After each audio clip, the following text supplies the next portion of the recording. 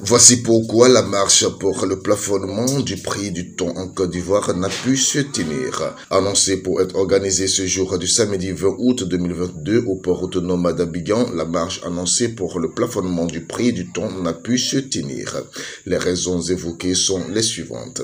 La fin du décret portant plafonnement du prix du thon sur le marché ivoirien selon une rencontre des organisateurs de la marche avec les membres du gouvernement concernés. Le non-respect de la procédure de demande d'organisation des marches dans le district d'Abidjan selon une autre rencontre avec le préfet d'Abidjan qui continue par justifier cette annulation par une situation nationale jugée délétère relative à l'arrestation de 49 soldats ivoiriens au Mali. L'information a été donnée par Samba David, coordonnateur national de la coalition des indignés de Côte d'Ivoire et ses collaborateurs du mot d'ordre, acteurs de la filière du thon. Depuis la signature du décret en décembre et la signature de l'arrêté interministériel le 7 février, le coût du poisson n'a pas diminué.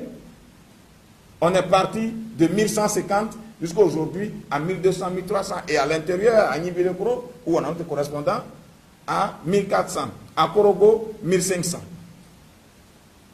Pourtant, le décret dit, en dehors d'Abidjan, à 300 km d'Abidjan, c'est 900 francs. Mais à Korogo, c'est à 1500.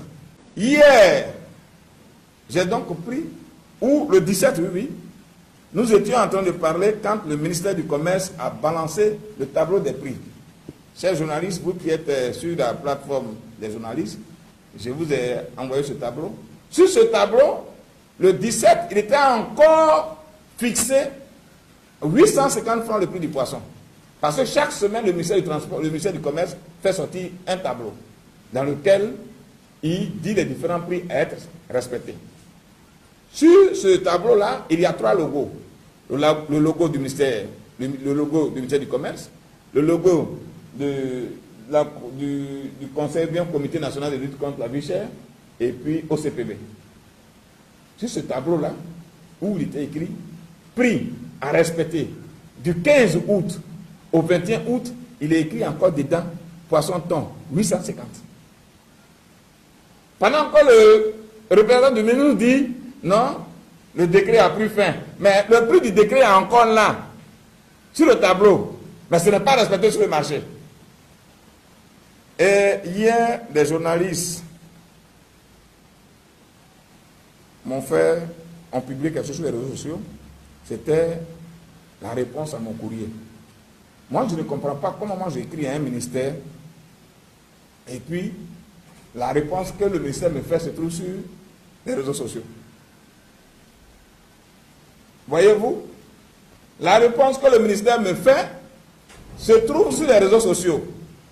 Dans cette réponse à m'adresser par le ministère du Commerce, il est dit que nous battons pour un décret qui a pris fin. Le ministère dit le 22 juin, le ministère du Commerce dit le 22 juin, le ministère des Ressources halieutiques dit le 30 juin. On ne sait plus des 2 ministères qui a la date exacte. Bon, peu importe. Mais en même temps que le ministère m'écrit pour dire que ça a pris fin depuis le 22 juin, le même ministère publie un tableau dans lequel le prix de 850 est encore figuré. On va où? Nous avons pensé que nous serions soutenus par les différents ministres qui ont signé l'arrêté ministériel. Maintenant, on voit que leur courrier est donc donné à ceux qui ne respectent pas la légalité pour que, en guise de moquerie, cela soit publié sur les réseaux sociaux pour dire Samba David se bat, pourtant le décret est fini. Ce n'est pas trop, c'est pas élégant, cette manière de faire. Il y a encore eu une dernière rencontre avec monsieur le préfet de police, hier, de 15h à 18h moins, qui a carrément ou spécialement porté sur notre marche et la fermeture des gabadromes sur le territoire national. En cela, monsieur le préfet de police a posé, je pourrais dire, de revendications que nous n'avons pas respectées selon lui. Il dit, vous avez écrit à monsieur le ministre de l'Intérieur, lui expliquant les motifs de votre marche. C'est normal. Mais en Côte d'Ivoire, pour qu'il y ait une marche, il faut écrire à monsieur le préfet des régions. Et le courrier doit respecter les 3 jours francs, c'est-à-dire les 3 jours ouvrés. Et après, le préfet écrit au préfet de police, qui lui maintenant va encadrer. Voici comment ça se passe. Donc, M. Samba, vous avez écrit au ministre de l'Intérieur. Ce n'est pas au préfet des régions. Je lui ai demandé, entre le ministre de l'Intérieur et le préfet des régions, qui est au-dessus? De qui? Il dit, c'est le ministre de l'Intérieur. Alors, si moi j'ai écrit au grand patron, où est le problème? Mais il n'y a pas longtemps, le 1er et le lundi, férié là, il y a mon frère Kéi Côte d'Ivoire qui a marché au plateau devant l'ambassade du Mali pour réclamer la libération de nos soldats. Là, il n'a pas adressé courrier, hein, parce qu'il m'a sollicité, il m'a appelé. C'est parce que j'étais souffrant, j'étais à l'hôpital, que je n'ai pas été là-bas. Mais il n'y a pas eu de démarche administrative.